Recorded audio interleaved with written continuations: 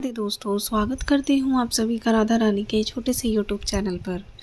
आज हम सुनने जा रहे हैं सावन सोमवार की व्रत कथा।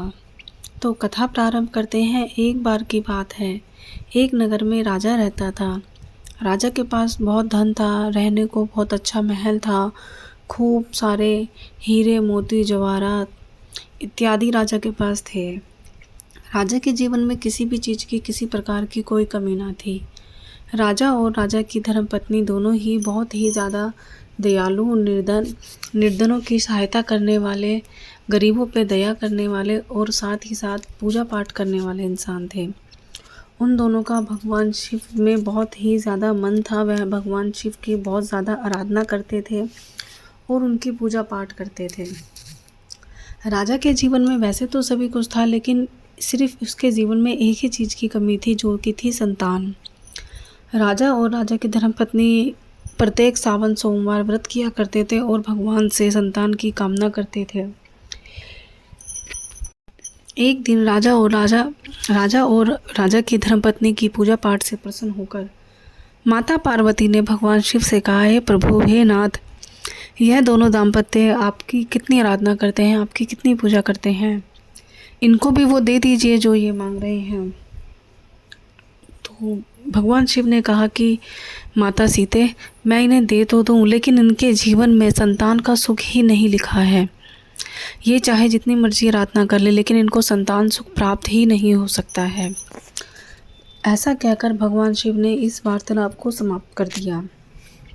लेकिन माता पार्वती जो थी, वह जिद पर अड़ी रही कि ये तुम्हारी बहुत कामना करते हैं, बहुत तुम्हें पूजा पाठ करते हैं, ये कितना रो रो कर तुमसे विनती कर रहे हैं। आप तो पूरे सृष्टि की रचना करता हो, ऐसा कोई भी कार्य नहीं जो आपसे ना हो सके। यदि इनके जीवन में संतान का सुख नहीं है तो आप इन्हें वो सुख दे सकते हो, तो आप कृपया करके इनको संतान का सुख दें। माता सती की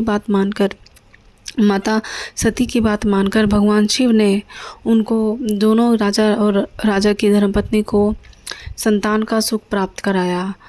पूजा करते ही कुछ दिनों बाद जो रानी थी वह गर्भवती ठहरी और ठीक 9 महीने बाद रानी के गर्भ से एक पुत्र ने जन्म लिया। लेकिन भगवान शिव ने जब राजा और रानी को संतान की प्राप्ति कराई और राजा और रानी वह पुत्र को प्राप्त करके बहुत ही खुश हुए। उन्होंने सारे नगर में खूब खुशियाँ बंटवाई, मिठाई बंटवाई, खूब अच्छे से जश्न मनाया। तो राजा और रानी जो थे, एक दिन राजा के सपने में भगवान शिव आए और भगवान शिव ने कहा कि मैंने तुम्हें संतान का सुख तो दे दिया है, लेकिन तुम्हारी संतान की आयु ज़्यादा नहीं है। वह बहुत छोटी सी उम्र में ही उनका निधन हो जाएगा। मात्र वह 12 वर्ष की उम्र तक ही जीवित रह पाएगा। तो राजा यह भगवान शिव के यह सपना देखकर थोड़ा सा डर गया, लेकिन राजा को यह प्रतीत हो गया था कि कहीं ना कहीं ये चीज़ सत्य है। मेरा पुत्र की जो आयु है वह बहुत ही कम है। तो राजा ने अपने पुत्र को, जैसे ही वह 11 वर्ष का हुआ, तो उसके मामा के साथ उसको गुरुकुल में शिक्षा लेने के लिए भेज दिया। और राजा ने उसके मामा से कहा कि रास्ते में तुम जहाँ भी जाओ, गरीबों को धन देते हुए जाना, जहाँ भी रुको यज्ञ करते हुए रुकना, और किसी भी ज़रूरतमंद की सहायता ज़रूर करना अगर कोई तुमसे मदद मांगे तो।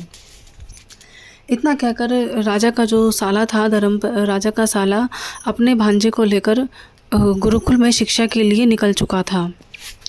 रास्ते में कई सारे नगर पड़े।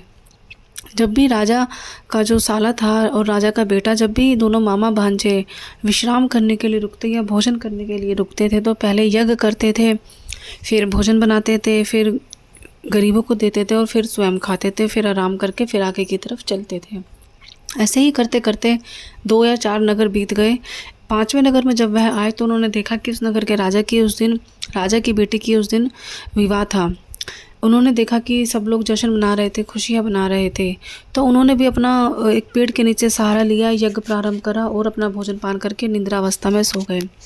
तभी उन्होंने तुरंत देखा कि राजा की जो पुत्री जिसका विवाह था, उसकी बारात दूसरे नगर के राजा के बेटे के साथ जब आ रही थी, तो उस नगर के राजा का जो बेटा था और राजा था, उन्होंने मामा भांजे को देखकर विचार किया, क्योंकि जो उस दूसरे नगर का राजा का बेटा था जिसके साथ उस नगर की राजा की बेटी का विवाह हो रहा था, तो वह लड़का आँख से काना था। तो उसको दिखाई नहीं देता था, एक आँख से काना था। तो राजा ने बोला कि तुम दोनों मामा भांजे क्या मेरी मदद करोगे? मैं तुम्हें इसके बदले में बहुत धन दूंगा। तुम राजा की बेटी से विवाह कर लो, क्योंकि अगर राजा को पता लगा कि मेरा बेटा काना है या उनकी पुत्री को, तो वह मेरे बेटे के साथ विवाह नहीं करेंगे। सिर्फ विवाह तक की बात है, तुम विवाह कर लो और उसके बाद जब उसकी विदाई हो जाएगी तो मैं अपने नगर अपने पुत्र के साथ ले जाऊंगा। ऐसा करने के बाद मैं तुम्हें बहुत सारा धन दूंगा, जो कि तुम्हारी पूरी यात्रा और जीवन भर के लिए पर्याप्त होगा। तो मामा के मन में थोड़ा सा लालच आया और मामा इस बात के लिए मान गया। लेकिन जो पुत्र था राजा का, उसने बहुत चालाकी से अपनी धर्म पत्नी के साथ शादी तो कर ली, लेकिन उसके दुपट्टे में यह लिख दिया कि मैं तुम्हारा असली पति हूँ, मेरी शादी तुम्हारे साथ हुई है। जो राजा का बेटा है वह कोई और है और वह एक आँख से काना है, इसीलिए मेरी शादी तुम्हारे से कराई गई है। इतना कहकर जो मामा भांजे थे वह विवाह करके आगे अपने नगर, आगे अपनी गुरु शिक्षा की तरफ निकल चुके थे। और जब राजा की पुत्री ने यह संदेश पढ़ा तो उसने अपने पिता को बताया और उसने अपनी विदाई से मना कर दिया कि मैं यह घर छोड़ कर नहीं जाऊंगी, यह मेरा पति नहीं है। मेरा पति तो शिक्षा लेने के लिए गया है, वो कभी ना कभी मुझे आकर यहाँ से लेकर ही चला जाएगा। ऐसा करते करते समय बीत गया और राजा का जो बेटा था वह 11 वर्ष से 12 वर्ष का हो गया था। उसकी शिक्षा जो थी वह भी पूरी हो चुकी थी। तो जिस दिन उसकी शिक्षा पूरी हुई उस दिन वह राजा का जो पुत्र था 12 वर्ष का हो चुका था। उसके मामा ने बहुत यज्ञ कराया, पूजा पाठ कराई।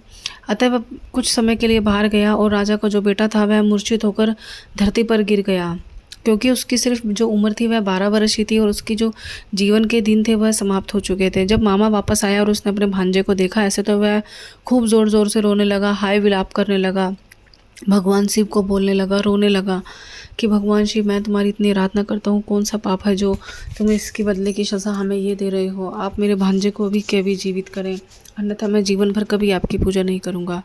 माता सती को मामा की यह हालत देखकर बहुत दया आई और उन्होंने भगवान शिव से अनुग्रह करा, कृपया इनको जीवन दान दे दीजिए, मैं इसके बाद आपसे कुछ नहीं मांगूंगी। माता सती ने बहुत जिद करके, बहुत हट करके भगवान शिव से अपनी बात मना ली और राजा के पुत्र को जीवित करा दिया। जैसे ही राजा का पुत्र जीवित हुआ, मामा भांजे बहुत ही खुश हुए, एक दूसरे से गले मिले और अपनी गुरुकुल की शिक्षा को पूर्ण कर कर वापस अपने नगर को चलने को लगे। जब वे अपने नगर वापस चलने लगे तो उसी गांव में आकर ठहरे जिस गांव में राजा के पुत्र ने उस नगर की बेटी के साथ शादी करी थी। तो जब उस नगर के राजा को पता लगा कि ये दोनों वही बहरूपियाँ जो उस समय बेटी की शादी के समय नजर आए थे, तो राजा ने उन दोनों को बुलाया और पूछा, क्या तुमने ही मेरी बेटी के साथ शादी करी थी? तो राजा के पुत्र ने हाँ बोल दिया कि हाँ, मैंने ही विवाह किया था। तो राजा यह देखकर बहुत प्रसन्न हुआ। राजा ने दोनों मामा भांजे का बहुत स्वागत कराया, उनको अच्छे से खान पान कराया और अगले दिन खूब सारे हीरे मोती जवाहरात के साथ, खूब धन दौलत के साथ अपनी बेटी को राजा के बेटे के साथ विदा कर दिया। वहाँ दूसरी तरफ राजा जो था वह अपने पुत्र का इंतज़ार कर रहे थे। उनको पता था कि आज उनका बेटा 12 वर्ष का हो चुका है और उन्हें ये भी पता था कि उनके बेटे की केवल जो उम्र थी वह 12 वर्ष की थी, लेकिन वह फिर भी भगवान का नाम लेकर अपने बेटे का इंतज़ार कर रहे थे। सावन का पहला सोमवार था और उन्होंने यही सोचा था कि वह दोनों के दोनों नगर के बाहर खड़े होकर इंतज़ार करने लगे कि हम नगर में जब जाएंगे जब हमारा बेटा आ जाएगा। कहीं ना कहीं उनके मन में इस चीज़ की आस थी कि हमारा बेटा ज़रूर आएगा, भगवान हमारी ज़रूर सुनेगा। जब बहुत समय इंतज़ार करने के बाद वह निराश हो गए तो अचानक से उनके पास खबर आई कि तुम्हारा बेटा आ चुका है। तो जैसे ही बेटा आया तो राजा और रानी बहुत खुश हुए, लेकिन इससे ज़्यादा खुशी उन्हें ये हुई कि ना सिर्फ बेटा और उसका मामा आया है, बल्कि वह पुत्र वधू को भी साथ लेकर आया है। उन्होंने अपने बच्चों को खूब अच्छे से गले लगाया, खूब प्यार जताया, खूब आशीर्वाद दिया और पूरे नगर में खूब जश्न बनाया, खूब मिठाइयाँ बंटवाई। तो राजा और रानी ने जो भगवान शिव की आराधना करी, सावन के 4 सोमवार की पूजा करी और इसी के साथ साथ सावन महीने की आने वाली शिवरात्रि का आराधना करी, तो जिससे कि भगवान शिव ने उनकी सभी मनोकामनाओं को पूरा कर दिया। सावन सोमवार के व्रत रखने से ना सिर्फ संतान बल्कि हमारे जीवन में धन, स्वास्थ्य संबंधी अगर कोई लंबे समय से चल रही बीमारी, लंबे समय से चल रही कोई गरीबी, दरिद्रता, संतान की समस्या, संतान की बीमारी, संतान पक्ष को लेकर अगर कोई भी परेशानी आ रही होती है तो भगवान शिव पूरा सावन, यदि आप अच्छे से व्रत रखते हो, पूजा पाठ करते हो, भगवान शिव की आराधना करते हो तो उसको जल्द ही समाप्त कर देते हैं दोस्तों। तो ये थी सावन सोमवार की व्रत कथा। आशा करती हूँ आपको मेरी द्वारा सुनाई गई ये कथा बहुत पसंद आई होगी। वीडियो पसंद आए तो चैनल को लाइक शेयर सब्सक्राइब कीजिएगा। मिलते हैं दोस्तों अगली वीडियो में, तब तक के लिए राधे राधे।